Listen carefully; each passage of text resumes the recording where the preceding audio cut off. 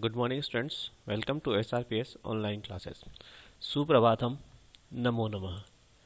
आज का हम पाठ शुरू करने से पहले एक विद्या के महत्व के बारे में पढ़ लेते हैं कि विद्या का हमारे जीवन में कितना महत्व है। विद्या ददाति विनयम, विनयाद याति पात्रताम, पात्रत्वात् धनम आपनोति, धनात् धर्मम ततः सुखम। एक बार श्लोक देखेंगे। विद्या ददाति विनयम, विनयाद याति पात्रताम, पात्रत्वात् धनम आपनोति, धनात् धर्मम तत्सुखम।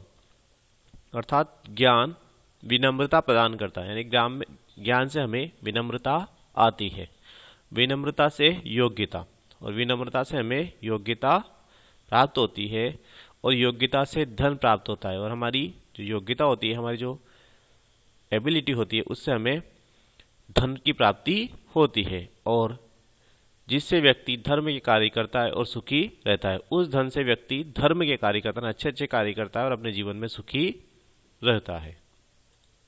आज का हमारा पाठ है पाठ 16 करण कारक। पाठ 16 करण कारक। सबसे पहले हम देखते हैं करण क्या होता है। हम किसे कहेंगे करण? तो करण का अर्थ होता है साधन।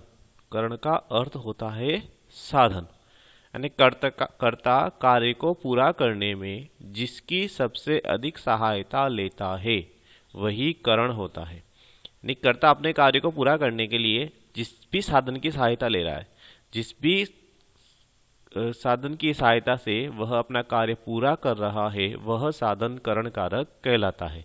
जैसे राम बस के द्वारा जयपुर जाता है। राम बस के द्वारा जयपुर जाता है। अब राम तो कर्ता हो गया, जयपुर उसका कर्म है और जाना उसकी क्रिया हो गई। लेकिन वह जयपुर किसके द्वारा जा रहा है? बस जयपुर जाने में किसकी सहायता ले रहा है? वह बस की सहायता ले रहा है। तो बस हमारा यहाँ पर करण कारक होगा, यानी करण होगा। साधन है, बस साधन है, और साधन को ही कारण कहा जाता है। तो राम बस के द्वारा जयपुर जाता है, तो कर्ता राम जो करता है, राम जो है वह जयपुर जाने के लिए बस की सहायता ले रहा है, अर्थात बस हमारा करण कारक हुआ। बस साधन है और साधन में ही करण कारक होता है। उपरोक्त हिंदी वाक्य में राम करता है, जयपुर कर्म, जाता है क्रिया है, जबकि बस साधन है अर्थात करण है। राम जयपुर जाने के लिए बस की सहायता ली है। राम ने जयपुर जाने के लिए बस की सहायता ली है, उसका साधन बस है, अर्थात यह करण हुआ। जो भी हिंदी वाक्य होते हैं उन हिंदी वाक्यों में करण के बाद जो भी साधन होगा, साधन के बाद हिंदी वाक्यों में से या द्वारा का प्रयोग होता है। अब कारक क्या होते हैं? क्रिया से संबंध रखने वाले संज्ञा और सर्वनाम कारक होते हैं, यानी क्रिया से जो भी संबंध रखते हैं वे संज्ञा और सर्वनाम कारक कहलाते हैं। अर्थात वाक्य में जिन संज्ञाओं और सर्वनामों का संबंध क्रिया से होता है उन्हें हम कारक कहते हैं। यहाँ इसकी जो दूसरी परिभाषा वो ये है कि वाक्य में जिस भी वस्तु से क्रिया का सीधा प्रत्यक्ष संबंध होता है वह कारक कहलाता है। जैसे बालकः पुस्तकं पठति। बालकः पुस्तकं पठति। अब बालक कौन पढ़ रहा है? बालक पढ़ रहा है। क्या पढ़ रहा है? वह पुस्तक पढ़ रहा है। तो ये जो पठती क्रिया है, इसका संबंध बालक और पुस्तक दोनों से है। बालक व पुस्तक दोनों से है, अर्थात बालक व पुस्तक दोनों में कारक है। पठती क्रिया से संबंध रखने वाले बालक व पुस्तक कारक हैं, और करण कारक में तृतीया विभक्ति का प्रयोग होता है। करण कारक में तृतीया विभक्ति का प्रयोग होता है। संस्कृत में 6 कारक होते हैं: कर्ता, कर्म, करण, संप्रदान, आपादान और अधिकरण। इसी तरह संस्कृत में विभक्तियां भी होती हैं। कारक व वचन के बोधक चिन्ह को संस्कृत में विभक्ति कहते हैं। कारक व वचन के बोधक चिन्ह को संस्कृत में विभक्ति कहते हैं। अब कारक और वचन के बोधक चिन्ह क्या होंगे वो हम इसमें आगे पढ़ेंगे। पहले हम पढ़ लेते हैं। संस्कृत में 7 विभक्तियां होती हैं: प्रथमा, द्वितीया, तृतीया, चतुर्थी, पंचमी, षष्ठी और सप्तमी। कर्ता कारक। अब कारक जो है, यहाँ पर कारक और उनके चिन्ह और 7वीं विभक्ति भी दी हुई है। कर्ता ने प्रथमा, कर्म को द्वितीया, करण से तृतीया, संप्रदान के लिए चतुर्थी, अपादान से अलग होना पंचमी, और संबंध संस्कृत में संबंध कारक नहीं होता है। संस्कृत में संबंध कारक नहीं होता है, लेकिन केवल षष्ठी विभक्ति का ही प्रयोग, उसके स्थान पर केवल षष्ठी विभक्ति का प्रयोग होता है। अधिकरण में पर सप्तमी। अब संबंध कारक क्यों नहीं होता है संस्कृत में? उसका कारण यह है कि संबंध को संस्कृत में कारक नहीं माना गया है, क्योंकि षष्ठी विभक्ति में क्रिया का सीधा या प्रत्यक्ष संबंध किसी वस्तु संज्ञा या सर्वनाम से नहीं होता है। इस कारण से केवल षष्ठी विभक्ति ही माना जाता है, कारक नहीं। अर्थात कारक हम उसे कहेंगे जिसमें किसी संज्ञा या सर्वनाम का सीधा संबंध क्रिया से होता है, हम उसको ही कारक कहते हैं। लेकिन संबंध कारक में किसी भी क्रिया का संबंध यानी किसी भी क्रिया का संबंध किसी वस्तु संज्ञा या सर्वनाम से नहीं होता है। इस कारण से कारक नहीं माना गया है। केवल यहाँ पर हम षष्ठी विभक्ति ही मानते हैं। संबोधन में भी प्रथमा विभक्ति का ही प्रयोग होता है, इस कारण संबोधन अलग से कोई विभक्ति नहीं होती है। करण कारक में तृतीया विभक्ति का ही प्रयोग होता है। अब कुछ एग्जाम्पल्स यहाँ पर दिए हुए हैं, जैसे आरक्षकः दंडेन चोरम ताड़यति। आरक्षकः दंडेन चोरम ताड़यति। आरक्षक यानी सिपाही, दंडेन यानी डंडे से, चोरम यानी चोर को, ताड़यति यानी पीट रहा है। अब हमने आगे इससे पहले बताया था कि जो भी साधन होगा उस साधन के बाद हिंदी वाक्यों में से या द्वारा का प्रयोग होता है। अब डंडे से यानी ये जो साधन हो गया डंडा, मारने का साधन क्या हुआ? डंडा हो गया। उसके बाद किसका प्रयोग हो रहा है? से का प्रयोग हो रहा है। अर्थात ये जो डंडा है ये हमारा साधन हुआ। तो सिपाही डंडे से चोर को पीट रहा है। एक सिपाही डंडे से चोर की पिटाई करता है। आपणिकः तुलया तंडुलम मापयति। आपणिकः तुलया तंडुलम मापयति। दुकानदार, आपणिकः यानी दुकानदार, तुलया यानी तराजू से, तंडुलम यानी चावल को, मापयति यानी तोलता है। दुकानदार तराजू से चावल तोलता है, या दुकानदार तराजू से चावल मापता है या तोलता है। यहाँ भी तराजू, चावल को मापने या तोलने का साधन क्या हुआ? तराजू है। तराजू में हमारा करण कारक होगा, तराजू यानी तुलिया, तुलिया में हमारा करण कारक है और इसमें तृतीय विभक्ति का प्रयोग हुआ है। बालकः कंदुकेन खेलति। बालकः कंदुकेन खेलति। बालक गेंद से खेलता है। बालक गेंद से खेलता है। बालक यानी बालक, कंदुकेन यानी गेंद से, कंदुकेन यानी गेंद से, खेलती यानी खेलता है। बालक गेंद से खेलता है। अब बच्चा खेल रहा है, लेकिन किससे खेल रहा है? उसके खेलने का साधन क्या है? खेलने का साधन उसकी गेंद है। खेलने का साधन उसकी गेंद, अर्थात या गेंद यानी कंदुक में तृतीय विभक्ति का प्रयोग हुआ। तृतीय में इसमें करण कारक है और करण कारक में तृतीय विभक्ति का प्रयोग होता है। कुछ अन्य उदाहरण ये है, आरक्षक दंडेन चोरम ताड़यति। आरक्षक कर्ता, दंडेन साधन या करण है, चोरम कर्म हो गया और ताड़यति क्रिया है।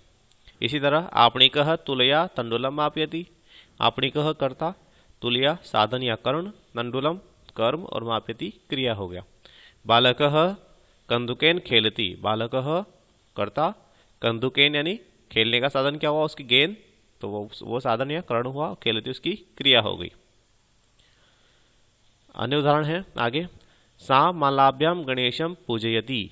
सा यानी वह, मालाभ्याम यानी दो मालाओं से, गणेशम यानी भगवान गणेश को, पूजयति यानी पूजती है, यानी पूजा करती है। वह दो मालाओं से भगवान गणेश की पूजा करती है। अब किसके द्वारा पूजा करती है? वह मालाओं के द्वारा। किसके द्वारा पूजा कर रही है? वह इस माला के द्वारा पूजा कर रही है। तो यह हमारे साधन, पूजा करने का साधन क्या हो गया? माला। और तो ये माला में हमारे करण कारक हुआ और करण कारक तृतीय विभक्ति का प्रयोग हो रहा है। जनकः पुष्पै देवम पूजयति। जनकः यानी पिताजी, पुष्पै यानी बहुत सारे फूलों से, पुष्पै यानी बहुत सारे फूलों से, देवम यानी भगवान या देवता को, पूजयति यानी पूजते हैं, पूजा कर रहे हैं। तो पुष्पै किसके द्वारा पूजा कर रहे हैं? वह फूलों के द्वारा, अनेक फूलों के द्वारा। तो इसमें हमारा करण कारक हुआ, साधन हुआ, और ये साधन में कर्ण कारक होता है और कर्ण कारक में तृतीय विभक्ति का प्रयोग होता है। रामः पुस्तकाभ्याम पठति। रामः पुस्तकाभ्याम पठति। राम पुस्तकाभ्याम यानी 2 पुस्तकों से पठते यानी पढ़ता है। राम 2 पुस्तकों से पढ़ता है। अब राम पढ़ रहा है, लेकिन किसके द्वारा पढ़ रहा है? पढ़ने का साधन क्या है? तो पुस्तक है। तो पुस्तक हमारा साधन है और साधन को ही हम करण कहते हैं और करण कारक में तृतीय विभक्ति का प्रयोग होता है। सीता हस्तेन पत्रम लिखति। सीता हस्तेन पत्रम लिखति। सीता हाथ से पत्र लिखती है। सीता हाथ से पत्र लिखती है। सीता पत्र लिख रही है, लेकिन किसके द्वारा लिख रही है? वह हाथ के द्वारा लिख रही है। किसके द्वारा लिख रही है? हाथ के द्वारा लिख रही है। तो यह लिखने का जो साधन हुआ हाथ, यही हमारा करण कारक है और इसमें ही तृतीय विभक्ति का प्रयोग होता है। सह सह नेत्राभ्याम पश्यति। सह नेत्राभ्याम पश्यति। वह देख रहा है, लेकिन देखने का साधन क्या है? आंखें, 2 आंखें। तो सह यानी वह, नेत्राभ्याम यानी नेत्रों के द्वारा, पश्यति यानी देखता है। वह 2 आंखों के द्वारा देखता है। अब देखने का साधन आंखें हुई, इसमें करण कारक है। त्वं मोटरयानेन विद्यालयं गच्छति। त्वं मोटरयानेन विद्यालयं गच्छति। त्वं यानी तुम, मोटरयानेन यानी वाहन से, किसी बस से, विद्यालय यानी विद्यालय को, गच्छति यानी जाते हो। तुम बस से विद्यालय जाते हो। तो विद्यालय जाने का साधन क्या हो गया हमारा? मोटरयान यानी बस। तो इसके द्वारा विद्यालय जा रहे हैं, तो ये साधन हुआ और इस साधन में ही करण कारक का प्रयोग होता है। सह हस्तेन पत्रम लिखति। वह हाथ से पत्र लिखता है। जनकः मालया पूजयति। जनकः मालया पूजयति। पिताजी माला से पूजा करते हैं। पिताजी माला से पूजा करते हैं। त्वं पुस्तकेन पठसि। तुम पुस्तक से पढ़ते हो। किससे पढ़ते हो? तुम पुस्तक के द्वारा पढ़ते हो। तो पुस्तक में हमारा करण कारक हुआ और इसमें तृतीय विभक्ति का प्रयोग हुआ। सह हस्ताभ्याम सूर्यम नमति। सह सा हस्ताभ्याम सूर्यम नमति। सा यानी वह, हस्ताभ्याम यानी दोनों हाथों से, दोनों हाथों से, सूर्य यानी सूर्य को, नमति यानी नमस्कार करते हैं। वह दोनों हाथों से सूर्य को नमस्कार करती है। माता मालाभ्याम देवम पूजयति। माता मालाभ्याम देवम पूजयति। माता 2 मालाओं के द्वारा, या माता 2 मालाओं के द्वारा, 2 मालाओं से देवता को पूजती है या देवता की पूजा कर रही है। मोहनः पुस्तकाभ्याम पठति। मोहनः पुस्तकाभ्याम पठति। मोहन 2 पुस्तकों से पढ़ता है। मोहन 2 पुस्तकों से पढ़ता है। ते हस्तैः कार्यं कुर्वन्ति। ते हस्तैः कार्यं कुर्वन्ति। वे सब यानी वे, हस्त यानी हाथों से, हाथों से, अनेक हाथों से, कार्य यानी कार्य को, कुर्वन्ति यानी करते हैं। वे सब हाथों से कार्य करते हैं। अब हस्तैः बहुवचन, क्योंकि वे है, वे का मतलब बहुवचन हो गया। बहुत सारे लोग हुए। अब वो जब वो लोग भी बहुत सारे हैं तो उनके हाथ भी बहुत सारे हो गए। एक व्यक्ति के 2 हाथ है तो 3 से ज्यादा होते, बहुवचन हो जाएंगे। ते हस्तैः, तो वे सब हाथों से कार्य को करते हैं। सह यानी वह, मालाभिः अनेक मालाओं के द्वारा, गणेशम पूज्यति भगवान गणेश की पूजा करते हैं। वह अनेक मालाओं के द्वारा भगवान गणेश की पूजा करता है। छात्राः पुस्तके पठन्ति। छात्राः पुस्तके पठन्ति।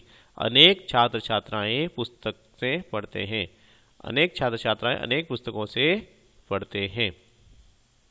अब यहाँ पर कुछ शब्दार्थ दिए हुए हैं, शब्द संग्रह वो भी देख लें एक बार। आरक्षकः यानी सिपाही। दंडेन यानी डंडे से। ताड़यति यानी पीटता है। आपणिकः यानी दुकानदार। तुलया, तुलया यानी का अर्थ होता है तराजू से। तंडुलम यानी चावल को। मापयति यानी तोलता है। कंदुकेन यानी गेंद से। जनकः यानी पिता। हस्तेन यानी हाथ से। मालया यानी माला से। पुस्तकेन यानी पुस्तक से। अब यहाँ पर तृतीय विभक्ति के शब्दों के रूप दिए हुए हैं। नर शब्द है अकारांत पुल्लिंग का। नर शब्द है अकारांत पुल्लिंग का। इसके तृतीय विभक्ति के वाले रूप बोलेंगे वो है नरेण नराभ्याम नरहि। जो नर शब्द है इसके तृतीय विभक्ति वाले रूप बनेंगे नरेण नराभ्याम नरहि। लता शब्द है, यह स्त्रीलिंग आकारांत स्त्रीलिंग का है, तो इसके रूप बनेंगे लतया लताभ्याम लताभिः। लतया लताभ्याम लताभिः। फल शब्द है आकारांत नपुंसकलिंग, इसके रूप चलते हैं पुल्लिंग की तरफ, इसके रूप चलेंगे आकारांत पुल्लिंग की तरफ, तो इसके रूप बनेंगे फलेन फलाभ्याम फलहि। जैसे आकारांत पुल्लिंग बना नरेण नराभ्याम नरहि, तो इस तरह फल के रूप बनेंगे फलेन फलाभ्याम फलहि। आकारांत नपुंसकलिंग और आकारांत पुल्लिंग दोनों के रूप सेम चलते हैं, एक जैसे होते हैं। तत्शब्द तत्पुल्लिंग तेन ताभ्याम तहि। तत्शब्द स्त्रीलिंग तया ताभ्याम ताभि। तत्शब्द नपुंसकलिंग तेन ताभ्याम तहि। किम शब्द पुल्लिंग केन काभ्याम कहि। स्त्रीलिंग किम शब्द स्त्रीलिंग कया काभ्याम काभिः। और किम शब्द नपुंसकलिंग में बनेगा केन काभ्याम कहि। धन्यवाद।